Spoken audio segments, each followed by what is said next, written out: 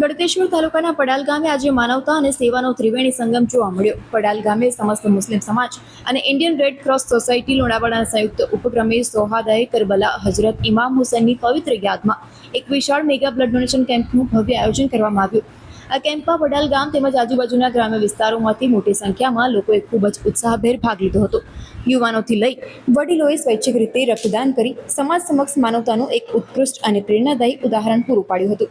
કાર્યક્રમને સફળ બનાવવા અને રક્તદાતાઓનો ઉત્સાહ વધારવા માટે અનેક સામાજિક અને ધાર્મિક અગ્રણીઓ ખાસ ઉપસ્થિત રહ્યા હતા, જેમાં પીરે તરીકત કલંદર બાદશાહ બાવા, પ્રોફેસર મોઇનુલ અતીક સાહેબ, શાહબાઝ મલિક, સામાજિક કાર્યકર આ તમામ મહાનુભાવોએ કેમ્પની મુલાકાત લઈ રક્તદાન કરી રહેલા તમામ નાગરિકોનો હૃદયપૂર્વક આભાર માન્યો હતો. લોક કલ્યાણના આ ભગીરથ કાર્યને બિરદાવ્યું હતું.